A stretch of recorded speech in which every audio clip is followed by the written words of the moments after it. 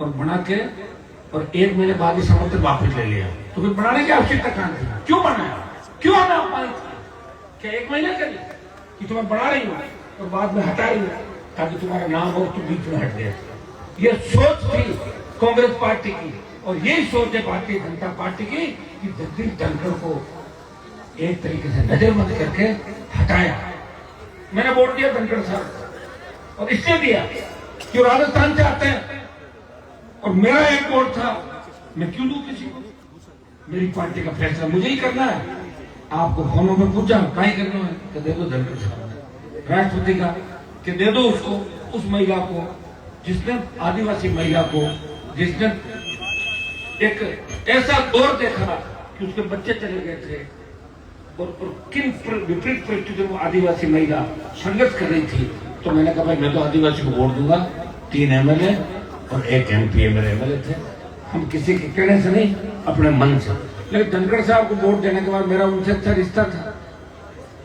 एक बार मैं मिलने गया कि आपने तो ऐसे कह दिया कि मेरे पास तो 150 ही वोट है। मैंने कहा एक काम करो धनखड़ साहब, मैंने वोट किसको दिया? कि मुझे दिया था। अच्छा आप मेरे क्या काम आ जाओगे? जैसे बताओ, आप मेरे लिए क्या कर लोगे राजस्थान में? आप मेरे लिए कोई कलेक्टर की बदली करा दोगे? क्योंकि मैं तो सीएम से लड़ता हूँ, और जब मैं सीएम से लड़ता हूँ तो उपराष्ट्रपति को कोई नहीं पूछता। यहाँ दिल्ली वालों को फोन नहीं चलते स्टेशन। दिल्ली वाला बहुत चलो भजनलाल को चलाना चाहते, चल नहीं रहा, ये अपने हिसाब से चल रहा है अलग से। तो बोले नहीं नहीं, ये तुमने 150 वोट का कह दिया, इसमें तुमसे नाराज हूँ। मैं ज्योति को लाऊंगा, मैं ज्योति को लेकर घूमूंगा और मैं ये करूंगा। उनका घूम नहीं पाओगे लंबे समय तक। तेजाजी महाराज का आशीर्वाद मेरे साथ है। अच्छे अपने माँ खुद ही चले जाओगे, चले गए। अरे चले गए तो छोड़ो, बोल नहीं पा रहे। कितने महीने हो गए हटे हुए? 4-5 महीने हो गए। चू तक नहीं, क्यों हटाया? कहने को बातें करते। राज्यसभा में उनका बातें सुना, मैं जाट हूं, मैं डरता नहीं हूं। हटाए क्यों? हम तो हमारी सारी चीज बताते। उस समय उनसे झगड़ा हुआ, उससे देश का समाज जानना चाहता है। अरे भाई धनखड़ साहब, आपको क्यों हटाया? हम दिल्ली को घेर लेंगे। एक बार बोलो तो सही। तेरे से कहते हैं बोलूं क्या? बोलते ही पकड़ लेंगे। पकड़ तुम्हारी बात है, पकड़ लेंगे, मर गए। सारे बाड़ा फैलते हैं। हनुमान आंदोलन करा, लाठी चले, गोली चले, गिरफ्तार हुआ। हमारे जिले का नेता जो बड़बड़ करता रहता है, देखो यहाँ वसुंधरा जी की 13 के अंदर सरकार थी, उसमें वसुंधरा जी का तेजा संस्थान में झगड़ा हुआ। आपको पता है, लोग घुस गए थे अंदर। मैडम हेलीकॉप्टर के अंदर किस तरह भागी थी, जैसे बिल्ली भागती है रसोई के अंदर। बिल्ली भाग गई थी। तब ये बात चली 2013-14 के दौर के अंदर, हनुमान जी को तो वसुंधरा इनकम करा देगी, वो करा देगी। और 42 दिन वसुंधरा ने शपथ ली और मैंने धरना चालू किया। इधर शपथ, इधर धरना, क्योंकि टारगेट खींवसर था। खींवसर में किसानों के ट्रांसफार्मर उतार रहे थे और किसान मजबूत थे। उन्होंने बिजली कर्मचारियों के कपड़े उतार दिए।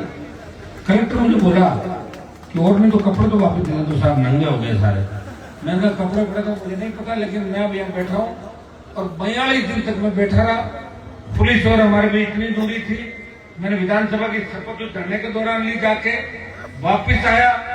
लोग कहते थे ये हो जाएगा, वो हो जाएगा, अब की बार हनुमान का पता लग जाएगा। कोई पता नहीं लगा।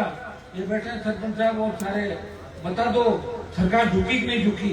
जब सरकार की दीवानी की शुरुआत हुई थी 42 दिन शपथ के बाद, लगातार 42 दिन राजस्थान में कोई आंदोलन कर रहा था, हनुमान बेनीवाल कर रहा था। उस समय डॉक्टर कवड़ीलाल जी मुझे कहते थे हनुमान उठ जाओ, इस औरत का कोई भरोसा नहीं, गोली चलवा देगी।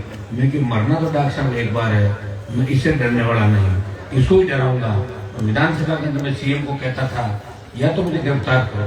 वो कहते थे कुछ अपराधी तत्व विधानसभा के अंदर दोबारा जीत के आ गए तो मुझे बार बार रोक रहे हैं।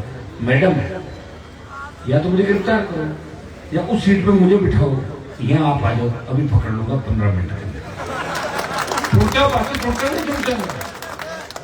भगत सिंह जी ने कहा था हनुमान जी के भाई सरपंच में हार गए, मैंने कहा आपके पिताजी तो 36 बार हारे, कभी जीते ही नहीं।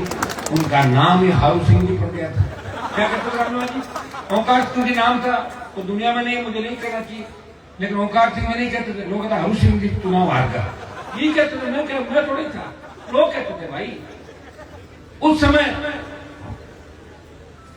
ये जब दौर था 13-14, उस दौर को भी मैंने निकाला था। ये तो भजनलाल जी है, वो वसुंधरा थी, उसके अंदर कितना वो था, अपने लोग किस तरह जाते थे, किस तरह उसको जाके करते थे।